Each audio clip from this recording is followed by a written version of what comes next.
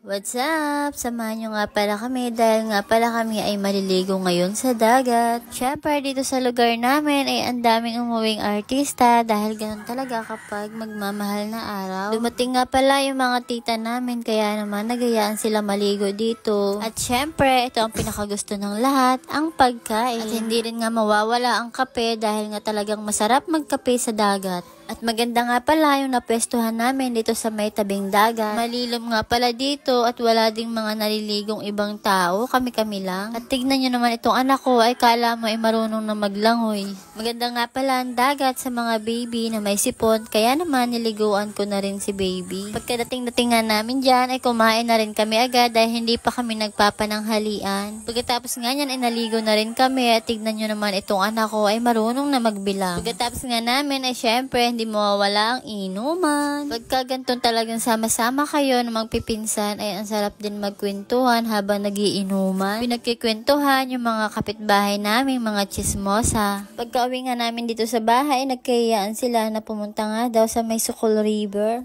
Puro babae nga pala kami dyan, pero may isa pa kaming lalaki na hindi ko alam kung babae o lalaki. Huy, joke lang. Ilang minuto nga lang, dito na kami at dito nga pala kami nagpark sa may dulo. Umuwi nga pala itong mga artista na kasama namin, kaya naman sila ang manlilibre. Ang sa akala ko nga ay punong-puno pa rin ang tao dito, pero ilan-ilan na lang. Nag-uwian na siguro ang mga feeling artista ng Mindoro, kaya naman siguro ganito na kaunti ang tao. Syempre hanggang dito ay meron pa rin kaming pinagchichismisan. Buti na lang nga at meron kaming videographer na kasama. Sabi ko nga sa mga kasama ko ay kakanta ko dito sa may stage. Kaya lang baka magsiuwian yung mga tao dito. May papadlak pa nga mga tao dito na wala rin namang forever. Charis. Pagtapos nga naming lumibot dito ay namangka na rin kami. 100 pesos nga palang isa ang bayad dito sa bangka. Pagkatapos nga yan ay binigyan na kami ng mga life jacket. Baka kami ay mahulog. Pagkatapos nga yan ay sumakay na rin kami isa-isa dito sa bangka. Mas maganda nga pala mamangka dito kapag hapon. Syempre ayaw namin mangitim kaya naman sa gabi lang kami lumalabas. Charis. Akala ko nga ay ang puti ko na kaya lang kapag tumabi talaga ako sa maputi ay nangingitim ako.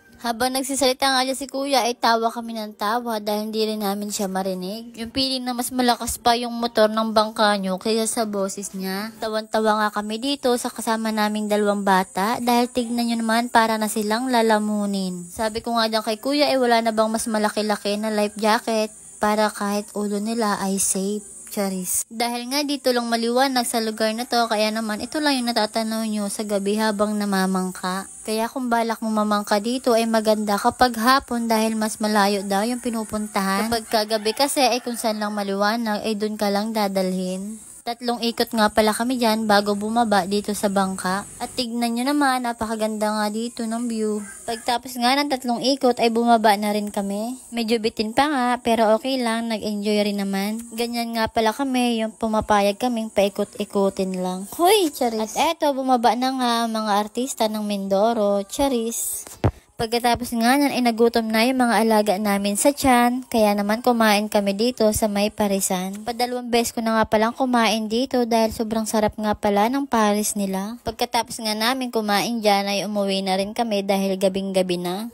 Time check, 10 PM na nga kami umuwi dyan. Kaya naman hanggang dito na lang po muna yung video ko ngayong araw. Bye!